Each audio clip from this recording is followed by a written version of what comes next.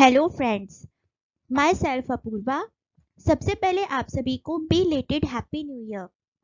मैं आप सभी को ये बताना चाहती हूँ कि अभी तक हमारे चैनल का नाम बी एड इन शॉर्ट्स हुआ करता था। अब मैंने इसका नाम चेंज कर स्टडी विथ अपूर्वा कर दिया है, क्योंकि अब हम केवल बी एड, डी एड इनसे ही रिलेटेड नहीं बल्कि अन्य विषयों से संबंधित कंटेंट भी डालेंगे। इसलिए आप आगे भी मेरे साथ मेरे यूट्यूब चैनल पर जुड़े रहें और अपना सपोर्ट प्रदान करते रहें। और यदि आपको मेरा वीडियो अच्छा लगे तो प्लीज़ इसे लाइक करना ना भूलें और मेरे चैनल को सब्सक्राइब करना भी ना भूलें। यदि आपको मेरा वीडियो अच्छा लगा हो तो प्लीज़ मेरे वीडियो को लाइक करें, कमेंट करें, शेयर करें एवं मेरे चैनल को सब्सक्राइब करें। साथ ही बेल आइकन को क्लिक करना ना भूलें ताकि आने वाले वीडियोस की सूचना भी आपको मिलती रहे।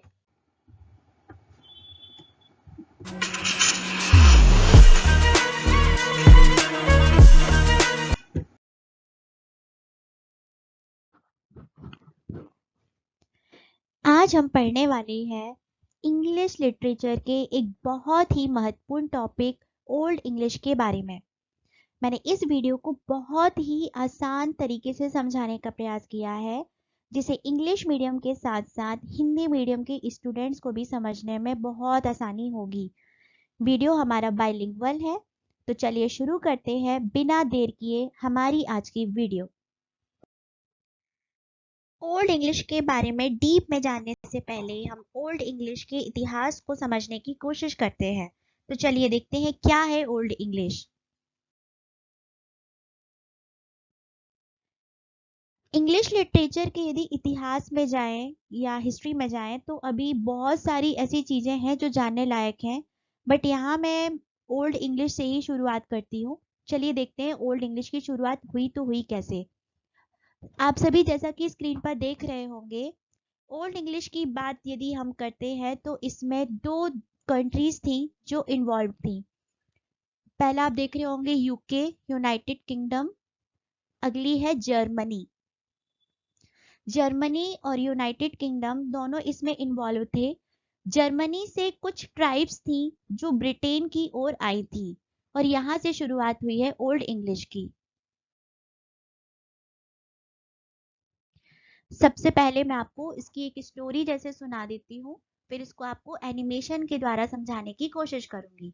ठीक है, आप स्क्रीन में देख सकते हैं, ये ब्रिटेन दिखाई दे रहा होगा लेफ्ट साइड और राइट साइड आपको जर्मनी दिखाई दे रहा होगा। शुरुआत होती है कहानी की ब्रिटेन से। ब्रिटेन में जो ट्राइब रहा करती थी उसका नाम था केल्ट्स ट्राइब।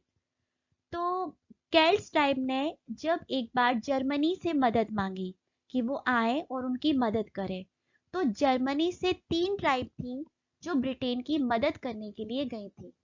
उनमें से एक का नाम था एंजल्स, जो भी जर्मनी की रहने वाली थी। दूसरी थी सेक्सन्स, जो भी सेक्शनी नामक जगह की थी, जो कि जर्मनी में ही पड़ता है। और तीसरी थी जूट। ये जूट डेनमार्क से आए हुए थे।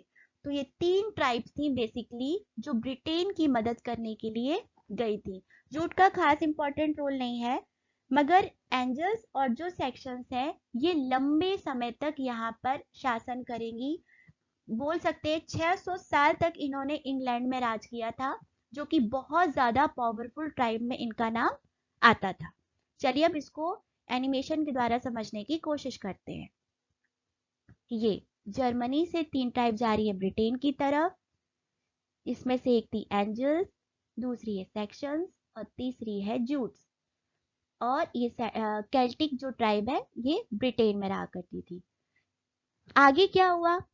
Germanic tribe defeated the Celtic tribe and asked them to leave. बाद में ये जो जर्मनिक ट्राइब थी, इन्होंने जो केल्टिक ट्राइब जो कि ब्रिटेन में रहा करती थी उनके साथ युद्ध किया, उनको हरा दिया और उनको वहां से यानी कि अपन बोल सकते हैं इंग्लैंड से दूर जाने के लिए कह दिया। The German tribes came out victorious, मतलब जो जर्मन ट्राइब की जीत हुई। They came to know as Anglo Saxons. इनको चूंकि यदि हम एंजल्स को और सेक्शंस को मिलाएं तो दोनों को मिला के बना है एंग्लो सेक्शंस।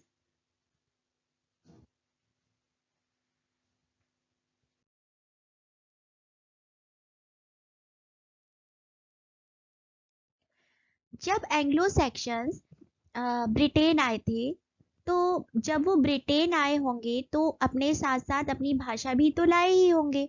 तो ऐसा माना जाता है कि जिस भाषा को वो यूज किया करते थे वो ओल्ड इंग्लिश हुआ करती थी, यानी वो ओल्ड इंग्लिश में बोला करते थे। अब हम देखते हैं कि इंग्लिश लैंग्वेज का डेवलपमेंट कैसे हुआ। तो आप स्क्रीन में देख सकते हैं, the evolution of the English language occurred in 3 stages. मतलब अंग्रेजी भाषा का विकास 3 चरणों में हुआ है। पहला है जिसको हम ओल्ड इंग्लिश बोलते हैं, इनका जो टाइम ड्यूरेशन है वो 450 एडी से 1100 एडी तक था। अगला है मिडिल इंग्लिश, इनका जो टाइम ड्यूरेशन है वो 1100 से 1500 एडी तक था। एंड थर्ड मॉडर्न इंग्लिश, इनका जो टाइम ड्यूरेशन है वो 1500 या 1500 एडी से प्रेजेंट तक है। स्क्रीन पर मैंने तीनों टाइम ड्यूरेशन लिख दिए हैं, old English, middle English and modern English.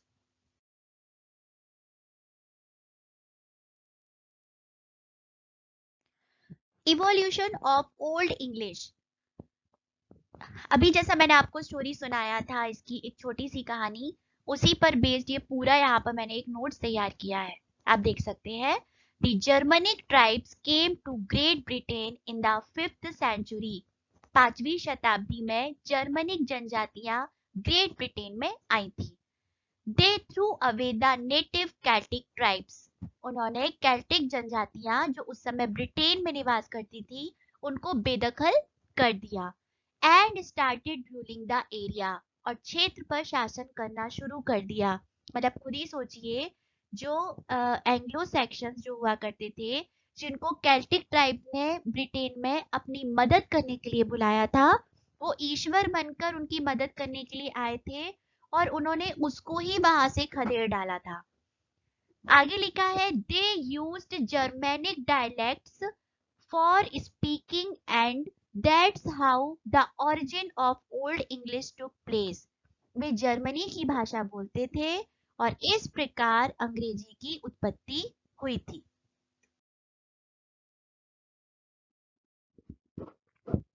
We all are aware of the fact that, हम सभी को यह प्रतीत होता है कि one of these tribes introduced the word English, कि अंग्रेजी शब्द का प्रचलन किसी जनजाति द्वारा किया गया था। The old English was first written in the runic alphabets, यानी जो पुरानी अंग्रेजी है, इंग्लिश है, वो सबसे पहले र्यूनिक वर्णमाला में लिखी गई थी। आप जैसा स्क्रीन में देख सकते हैं, ये र्यूनिक वर्णमाला है जिसमें ये पहले की जो ओल्ड इंग्लिश है वो लिखी गई थी। And later it used the Latin alphabets, परंतु बाद में इसमें लैटिन वर्णमाला का यूज किया गया था। जैसा कि आप स्क्रीन पे देख सकते हैं, ये है लैटिन वर्णमाला। The period of old English went on till 1066 AD. It was not rich in literature but has given some remarkable works। यानी यदि हम ओल्ड इंग्लिश की बात करते हैं तो इसका जो काल था वो 1066 एडी तक था। यद्यपि यह काल अभी साहित्य की दृष्टि से हम देखा जाए तो अब बहुत ज्यादा समृद्ध नहीं है, तो इसमें कुछ बहुत सारे ऐसे भी थे जो उल्लेखनीय कार्य किए गए थे। Anglo-Saxons refers to the Germanic tribes। Anglo-Saxon Germany की जनजातियों को संदर्भित करता है। Actually, there were 3 tribes who migrated from West Germany। मतलब वास्तव में 3 जनजातियां थी जो पश्चिम जर्मनी से स्थानांतरित हुई थी। ये बात मैंने आपको स्टार्टिंग में भी बताया था। The tribes were, मतलब वो कौन सी ट्राइब्स थी? एक थी ज्यूट्स, अगली थी हमारी एंजल्स, और तीसरी थी हमारी Saxons, who came here in the middle of 5th century, जो यहाँ 5वीं शताब्दी के मध्य में आए थे। The number of angels tribe was the highest among the 3 tribes। मतलब जीतने वाली जो जनजातियां थी उनमें जो एंजल थी वो सबसे अधिक संख्या में थे। And hence the area was called Anglo land, यानी यही कारण था कि उसको एंग्लोलैंड कहा गया है। And gradually it change to Englaland and finally England. धीरे धीरे उसको बोलते बोलते इंग्लैंड में ये कन्वर्ट हो गया और फाइनली आज इंग्लैंड के नाम से जाना जाता है। These people lived a full life full of hardships।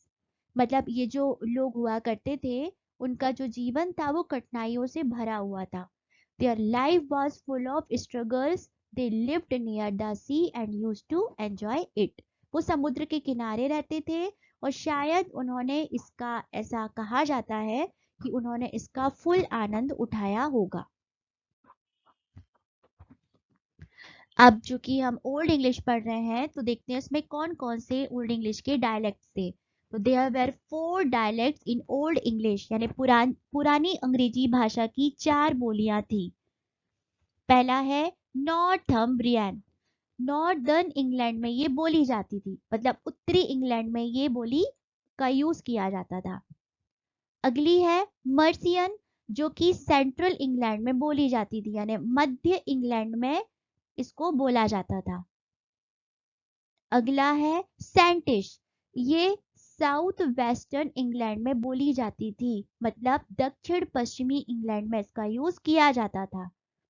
और फोर्थ है वेस्ट सेक्शन, इसको southern and south western England में इसको बोला जाता था। थोड़ा सा नोट यहाँ पे लिखा हुआ है, इसको भी आपको ध्यान रखना है कि जो नॉर्थम्ब्रियन और जो मर्सियन डायलेक्ट हैं ये are together called Anglian dialects, यानी जो कि एंग्लियन लोगों द्वारा ये बोली जाती थी। अब हम ओल्ड इंग्लिश के बारे में थोड़ा सा और जानने की कोशिश करते हैं। The grammar of old English was also different from the grammar of modern English, यानी जो पुरानी या ओल्ड इंग्लिश का जो ग्रामर था उसकी जो व्याकरण थी वो भी आधुनिक इंग्लिश के व्याकरण से टोटली भिन्न थी। There were 3 genders in old English, मतलब उसमें 3 लिंग हुआ करते थे। पहला मैस्कुलाइन जिसको पुल्लिंग बोलते हैं, दूसरा फेमिनाइन जिसको स्त्रीलिंग बोलते हैं, तीसरा न्यूटर जिसको नपुंसक लिंग बोलते हैं। ये 3 लिंग हुआ करते थे। और there were more irregular verbs, और वो बहुत अधिक अनियमित क्रियाएं होती थी जो बहुत अजीब सा साउंड किया करती थी। Only few forms of literature existed in that era। मतलब यदि हम लिटरेचर या साहित्य की बात करते हैं तो इसके कुछ ही ऐसे फॉर्म या रूप थे जो अस्तित्व में थे या अस्तित्व में है। दे वेयर पोएम्स एंड स्पीचेस, मतलब कविताएं और भाषण हमको अस्तित्व में उस समय देखने को मिलती हैं। Its first literary work is considered to belong to the mid-7th century। यानी सबसे जो पहली साहित्यिक कृति है वो 7वीं शताब्दी के मध्य की इसमें मानी जाती है। It is considered to have developed a set of Anglo-Frisian dialects। ऐसा माना जाता है कि इससे पहले जो एंग्लो फ्रीजियाई भाषा का एक समूह विकसित हुआ था। अब ये फ्रीजियन भाषा है क्या, तो मैंने यहाँ पे लिख दिया है कि जो नीदरलैंड और पश्चिमी जर्मनी के जो तट हुआ करते थे वहां के लोगों द्वारा जो भाषा यूज की जाती थी उसको फ्रीजियन भाषा कहा गया है। तो before this people of the area use to speak a Celtic language and Latin.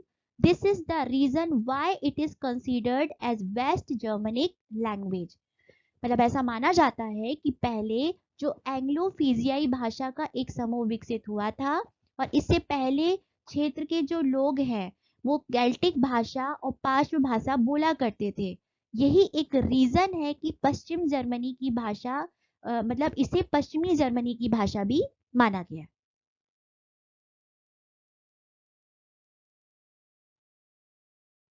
अब हम देखते हैं characteristics of old English language.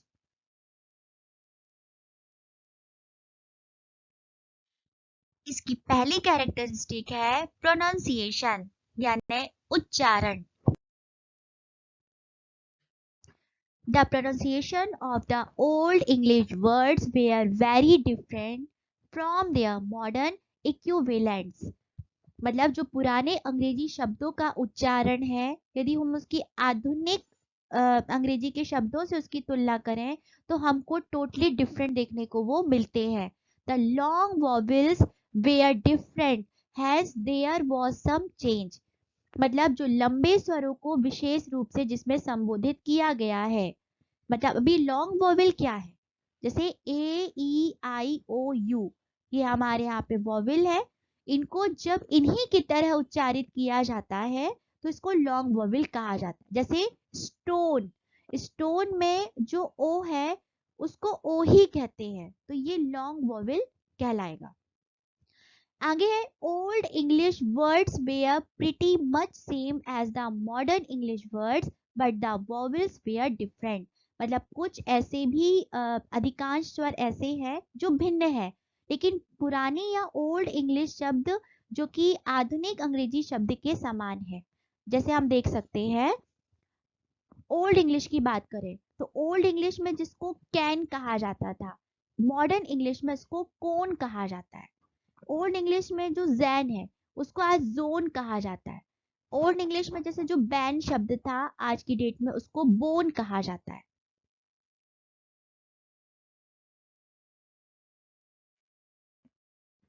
अगला कैरेक्टरिस्टिक है हमारा स्पेलिंग्स, मतलब वर्तनी. The old English made use of two letters P and sigma, जिसको हम सिग्मा पढ़ते हैं, to represent the sound of th and eth respectively.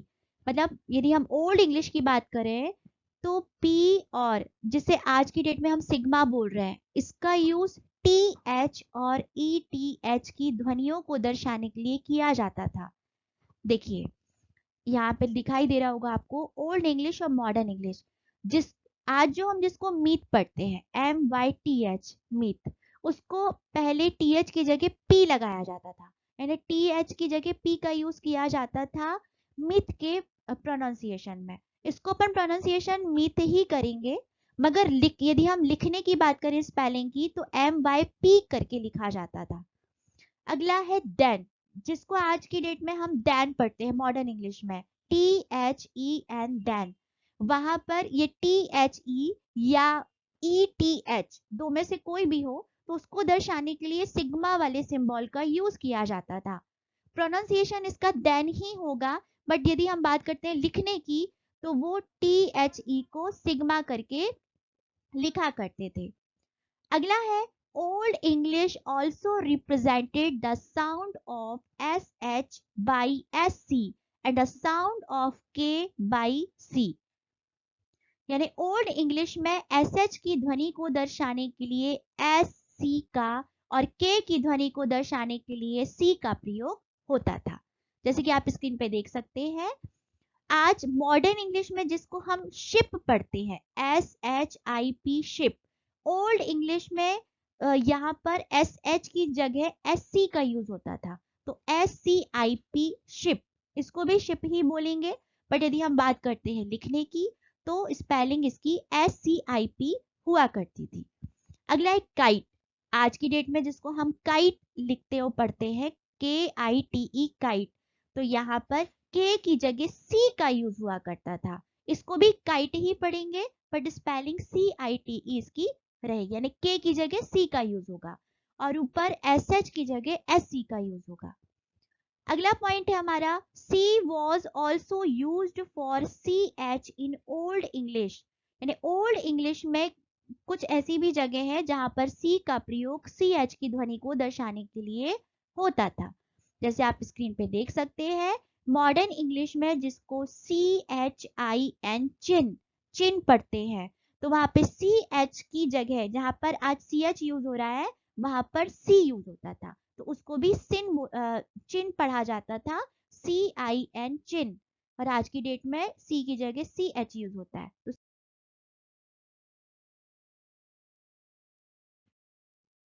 अगला कैरेक्टरिस्टिक है vocabulary. The vocabulary of Old English was almost completely native or local, as it had no words from French language and only few words were taken from Latin language. पुरानी English या old English की जो शब्दावली है, vocabulary है, इसको मूल माना जाता है क्योंकि इसमें लैटिन से प्राप्त केवल कुछ ही शब्द शामिल है और इनमें कोई भी फ्रेंच से वर्ड लिया गया नहीं है. In this respect, Old English is completely different from modern English, but still many words of modern English have been derived from Old English language. यानी हम इस संदर्भ में कहें तो ओल्ड इंग्लिश जो आधुनिक इंग्लिश है या मॉडर्न इंग्लिश है उससे टोटली डिफरेंट है. लेकिन ये भी इसको भी फैक्ट माना जा सकता है कि जो हमारी ओल्ड इंग्लिश थी उसकी जो शब्दावली हुआ करती थी उसका एक बहुत बड़ा जो हिस्सा है वो हमारी आधुनिक इंग्लिश जो पढ़ने वाले पाठक हैं उनके लिए अभी भी अपरिचित है. देखिए, ओल्ड इंग्लिश और मॉडर्न इंग्लिश का यहाँ पे मैंने एक एग्जांपल दिया हुआ है. जैसे जो मॉडर्न इंग्लिश में जिसको गुड बोलते हैं, ओल्ड इंग्लिश में इसको गॉड कहा गया है. यानी किसी की तारीफ करना है कि तुम बहुत अच्छे हो या यू आर वेरी गुड, तो उसको बताने के लिए यहाँ पे गुड की जगह गॉड वर्ड का यूज किया जाता था.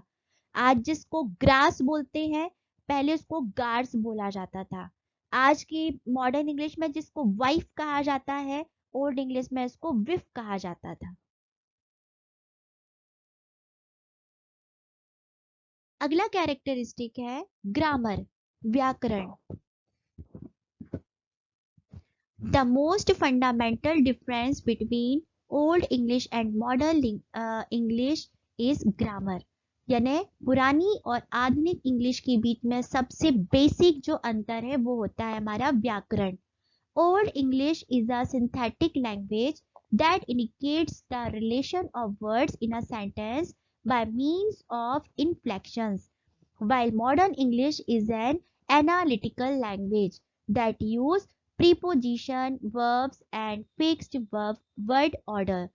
यानी पुरानी इंग्लिश एक सिंथेटिक भाषा है जो विभक्तियों के माध्यम से एक वाक्य में शब्दों के संबंध को इंगित करती है, जबकि आधुनिक अंग्रेजी एक विश्लेषणात्मक भाषा है जो पूर्व सर्ग क्रियाओं और एक निश्चित शब्द क्रम का उपयोग करती है. यदि हम ओल्ड इंग्लिश की यदि बात करते हैं तो उसमें इन्फ्लेक्शंस का बहुत ज़्यादा यूज़ किया जाता था. अभी इन्फ्लेक्शन क्या है? यानी जो शब्द के जो रूप में चेंज आ रहा है उसको इन्फ्लेक्शन बोलते हैं.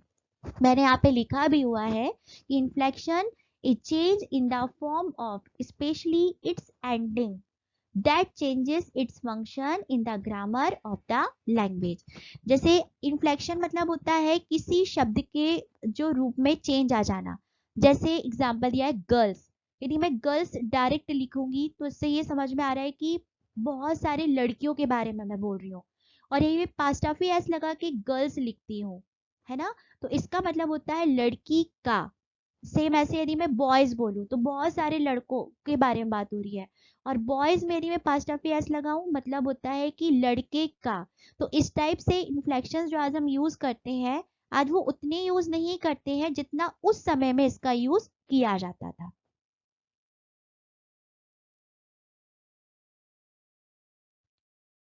अगला कैरेक्टरिस्टिक है grammatical gender. Old English nouns had two numbers. यानी पुरानी या ओल्ड इंग्लिश के संज्ञाओं में दो संख्याएं होती थी. एक है सिंगुलर जिसको एक वचन बोलते हैं और एक है प्लूरल जिसे बहुवचन बोलते हैं. It has three genders. इसमें तीन लिंग हुआ करते थे. पहला मास्कुलाइन जिसको पुल्लिंग कहा गया है, दूसरा है फेमिनाइन जिसको स्त्रीलिंग कहा गया है और तीसरा न्यूटर जिसको नपुंसकलिंग कहा गया है. The system of gender was very irrational as it was not related to the consideration of sex. जो लिंग की व्यवस्था है वो बहुत ज़्यादा अतार्किक थी, मतलब इलॉजिकल थी. यह लिंग के विचार पर निर्भर नहीं थी. मतलब लड़की को भी लड़का कह दिया जाता था, लड़के को लड़की कहा जा सकता था. यानी वो एकदम इलॉजिकल उसकी व्यवस्था थी. In modern English, all males are said to be masculine, यानी आधुनिक या मॉडर्न इंग्लिश की बात करते हैं तो हम सभी मेल को पुल्लिंग की श्रेणी में रखते हैं। फीमेल्स आर फेमिनाइन, जो महिलाएं हैं या जो स्त्रीलिंग है, सॉरी जो महिलाएं हैं उसको स्त्रीलिंग की श्रेणी में रखते हैं। और इनएमिनेट जो थिंग्स होती हैं उसको हम न्यूटर की श्रेणी में रखते हैं, यानी जो निर्जीव को नपुंसक कहा जाता है। Thus in Old English, stone is masculine. German words like wifey, which are expected to be feminine, are in fact neuter, and the word wife man is masculine because the second element of the compound is masculine. देखिए, जो old English की यदि हम बात करते हैं तो stone word जब हम बोलते हैं या सुनते हैं तो माइंड में जो हमारे आता है कि यार स्टोन यानी एक पुल्लिंग वर्ड है, पुल्लिंग है। और जो जर्मन शब्द जैसे हुआ करते थे जैसे कि वाइफ, तो वाइफ सुन के तो ये हमारे मन में उपेक्षा आती है ना, या हम एक्सपेक्ट करते हैं कि लड़की के बारे में बात हो रही है, जबकि उस समय वाइफ का मतलब होता था नपुंसक लिंग। और यदि जैसे वाइफ मैन जिसको हम वुमेन बोलते हैं, तो आज की डेट में हम इसको वुमेन सुनेंगे तो दिमाग में तुरंत आएगा कि महिला के बारे में या स्त्रीलिंग के बारे में बात हो रही है, जबकि उस समय उसको पुल्लिंग की श्रेणी में रखा जाता था, क्योंकि वुमेन या वाइफ मैन के आखिरी में मैन लगा हुआ है, तो चूंकि उसका अगला भाग पुल्लिंग है इसलिए इसको पुल्लिंग की श्रेणी में रखा जाता था।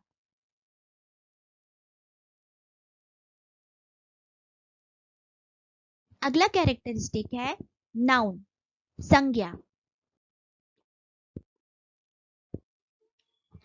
The inflections of Old English nouns shows singular and plural, यानी जो ओल्ड इंग्लिश है उसमें संज्ञा की विभक्तियां एक वचन और बहुवचन को दर्शाती हैं, जैसा कि अभी हमने जाना था। The old English noun has 4 cases, यानी ओल्ड इंग्लिश में नाउन जो था वो 4 केसेस में बटा हुआ था, the ending of which vary with different nouns but fall into 2 categories. The one is vowel and the second is consonant. मतलब जो उस समय जो ओल्ड इंग्लिश में नाउन थे वो 4 केसेस में बटे हुए थे, जैसे कि आप स्क्रीन पे देख सकते हैं। पहला है हमारा नॉमिनेटिव, दूसरा है हमारा डेटिव, तीसरा है हमारा एक्यूसेटिव और चौथा है हमारा जेनिटिव। ये 4 केसेस में नाउन यहाँ पे बटा हुआ था।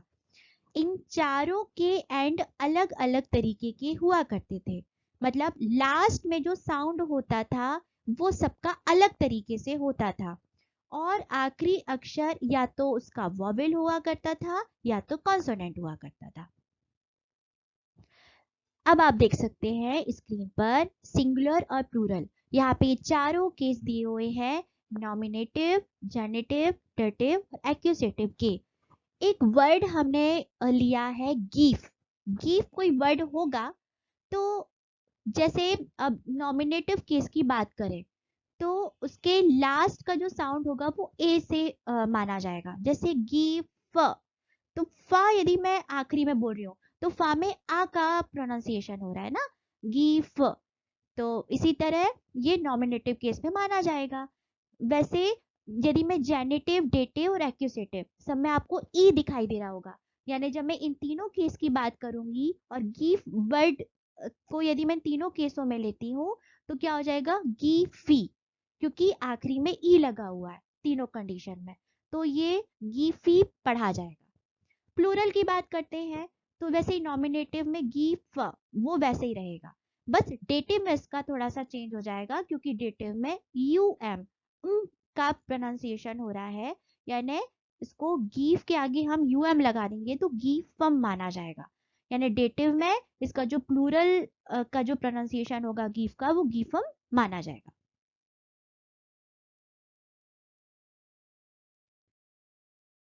अगला कैरेक्टरिस्टिक है adjective. In Old English, adjectives like nouns had genders. There are 2 types of declensions of adjectives. यानी पुरानी या ओल्ड इंग्लिश विशेषणों में जैसे संज्ञाओं का लिंग होता है वैसे विशेषणों की भी 2 विभक्तियां होती हैं। मतलब ऐसे समझने की कोशिश करिए कि जैसे ओल्ड इंग्लिश में जैसे नाउन की तरह एडजेक्टिव में भी जेंडर हुआ करते थे, है ना। यानी दो टाइप के डिक्लेंशंस उस समय माने गए हैं, एक होता था स्ट्रॉन्ग और एक होता था वीक। अब ये डिक्लेंशन लिखा हुआ है, मैंने इसका डेफिनेशन भी लिख दिया है कि डिक्लेंशन मतलब है declensions is when the form of a noun, pronoun or article changes to indicate number, grammatical case और gender। यानी किसी संज्ञा, सर्वनाम या किसी अन्य शब्द का संख्या, व्याकरणीय बदलाव या लिंग के अनुसार बदलाव, ये हमारा डिक्लेंशन कहलाता है। या आप ऐसा समझिए कि किसी भी जैसे अपन को वाक्य के हिसाब से जब शब्द चुनना होता है, जैसे यदि कोई दिया गया वाक्य है तो यदि वो हमको सिंगुलर लग रहा है तो उसके हिसाब से ही हम वर्ड यूज कर रहे हैं। प्लूरल यदि हमको दिया गया वाक्य लग रहा है तो उसके हिसाब से हम प्लूरल वर्ड यूज कर रहे हैं। जैसे एग्जाम्पल के लिए मान लीजिए गर्ल, हम गर्ल का एग्जाम्पल ले रहे हैं। यदि वाक्य है कि शी इज ए गर्ल, तो यहाँ पे शी इज लगा हुआ है, ए लगा हुआ है, यानी डेफिनेटली एक लड़की के बारे में बात हो रही है, तो यहाँ पे हम गर्ल यूज करेंगे, गर्ल से यूज नहीं करेंगे, क्योंकि वाक्य ही हमारा सिंगुलर नंबर पे है। तो शी इज अ गर्ल लिखा है, सॉरी शी इज ए लिखा है, तो वहां पे गर्ल आएगा ना कि गर्ल्स आएगा। और अगला एग्जाम्पल हमारे पास दिया हुआ है देयर आर मैनी, और यदि हमें यहाँ पे गर्ल या गर्ल्स में से एक चुनना है तो हम यहाँ पे गर्ल्स का सिलेक्शन करेंगे। क्यों? क्योंकि दिया गया वाक्य हमारा प्लूरल में है, देयर आर में है। तो यानी वाक्य को देखते हुए हम शब्द का चयन कर रहे हैं, वाक्य जैसा फॉर्म में होगा वैसे ही हम शब्द चूज करेंगे, यानी इसी होने वाले बदलाव को हम डिक्लेंशन कहते हैं। अब यहाँ पर ओल्ड इंग्लिश में एक नाउन का डिक्लेंशन की टेबल दी हुई है, ये हमको याद नहीं करना है, केवल ये बताने के लिए यूज की गई है कि पहले ओल्ड इंग्लिश में इस टाइप से डिक्लेंशंस यूज किया करते थे, और इस टाइप से इसके ये चारों आपने जो अभी देखा था इसके चारों केस वो भी इस पे दिए हुए हैं। इसको याद नहीं करना है, बट इसको कभी समझाने के लिए मैं अलग से एक वीडियो लेके आऊंगी। मगर ये रहा हमारा पूरा इंट्रोडक्शन ओल्ड इंग्लिश के बारे में। सो गाइस, ये थी पूरी जानकारी ओल्ड इंग्लिश के बारे में। आई होप आपको मेरी वीडियो अच्छे से समझ में आई होगी। मैं जल्द ही अगला वीडियो मिडिल इंग्लिश का लेकर आऊंगी। यदि आपको मेरा वीडियो अच्छा लगा हो तो मेरे वीडियो को लाइक एंड सब्सक्राइब करना ना भूलें। Thanks for watching.